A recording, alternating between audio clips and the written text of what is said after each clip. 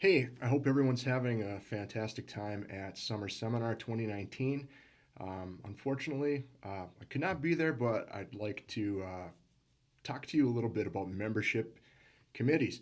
My name is Carl Soderberg. I'm a social studies teacher in Duluth, Minnesota, member of the Duluth Federation of Teachers, number 692.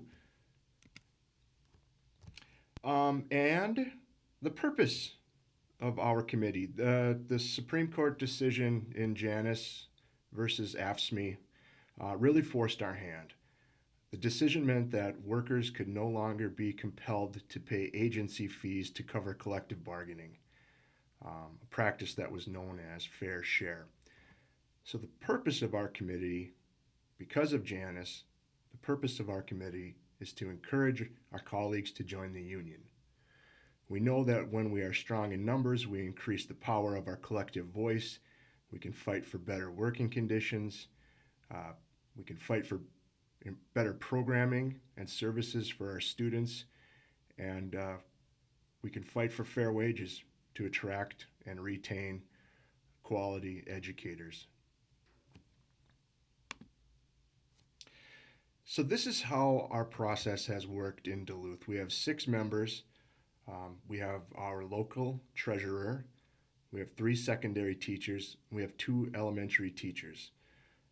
To serve on this committee, we also have a stipend that we're paid. We meet once a month, and we meet right before our building steward meetings. We go over a spreadsheet of potential members, we give each other updates, and we make plans and commitments to talk to people on the list. This may be like through email or in person, and I'll talk about this a little later.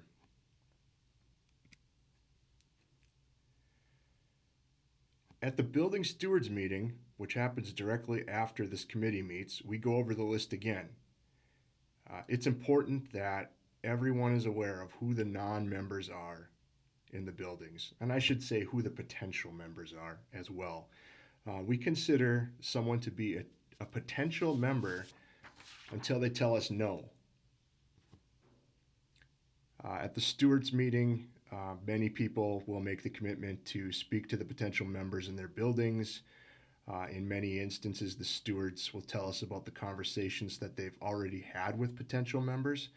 Um, the stewards in Duluth really stepped up and had conversations with members in their building, and a lot of them, because they were able to develop a relationship with new hires and potential members and previous fair share members, they were able to sign these people up to be members of the union. And I also need to give a shout out to Duluth's Early Career Leadership Group. 2 of our committee members are actually part of that fellowship. And the group works hard to foster leadership and activate members. They've got out and they've recruited more early career educators to be a part of their group, and because they're part of that group, then they're part of the union. So they're self sufficient, and they're funded through the local union. They're a fantastic group. They know that it's cool to be a part of the union, and they spread the word.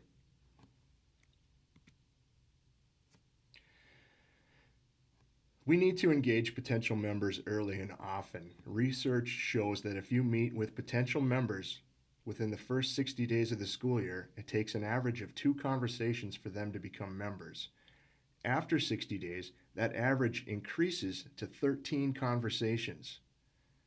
So it is of utmost importance that our committee has laser focus when it comes to new hires. And a little bit about that, I'm sure that you are fully aware that staff is hired throughout the year. It's not something that only happens in the springtime or during summer vacation. People retire mid year, they go on leaves of absence.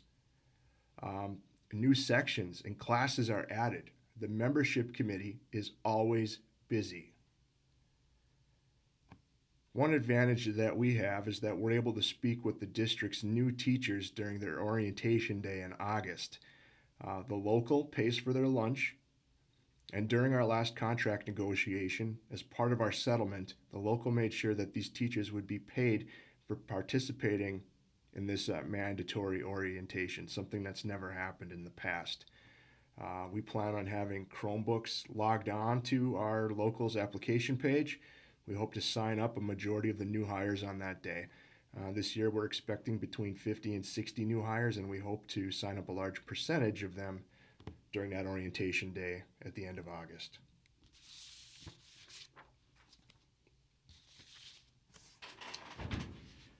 What would we do differently? Personally, I hope to change my approach this year. I want to be a better listener. Instead of me telling a potential member why it's important that they join, I want to have discussions to learn about what they value. There's many different reasons for joining a union, and someone may not care about the same things that I care about. All right, that brings me to my next point that I should have had in here is in person versus email. It's easy to ignore an email. You can delete it without even opening it. If the phone rings, you don't have to answer it. If someone leaves a message, you can delete that. There's power in face-to-face conversations. It's very important. We are able to put in union work, and the union will pay for a half-day substitute so we can go out and talk to some of the potential members that are spread out throughout our district. I would also like to see us be better prepared. Before we meet with potential members, we want to hopefully practice and prepare our message. Following Education Minnesota's 10-minute one-on-one conversation format is a great way to get to know potential members, but where do we go from there? What kinds of questions do they have? How do we answer them? I liken it to a political campaign. If you've ever worked on a political campaign, you know that you just don't go out and knock on doors. You don't pick up a phone and start making calls. There needs to be some training and preparation. I would like our committee to formalize this training and preparation piece. And once we get that process ironed out, we can also train our exec board and our building stewards. We would also like to see our membership committee expand its focus to include opposition inoculation. So, in other words, how we persuade our members to resist the tactics that our opponents are using to try and weaken our unions.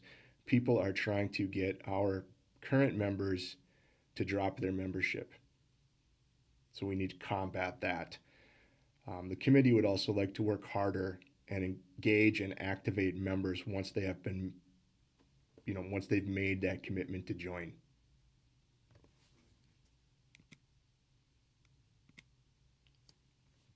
Advice to locals who are trying to make the change. Hey, go for it. Establish a membership committee. Members go on leave, they retire, they change professions, and those people need to be replaced within the union. We jeopardize our strength by not making a concerted effort to onboard people who are new to the profession. The only thing you have to lose is the strength of your local, and that's nothing that anyone wants to lose. Nobody wants to lose that.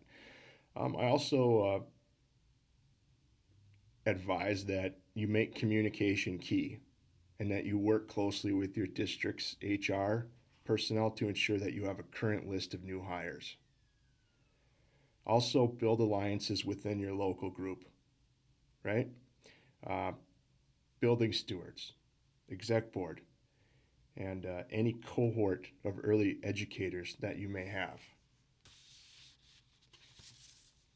Finally, use the resources that are provided by Education Minnesota in the member portal.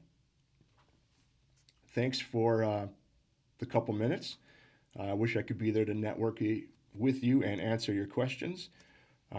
Please feel free to reach out to me, sodi74@gmail.com, or at text or phone call at 218-348-6808. Thanks, and I hope you are enjoying your summer seminar.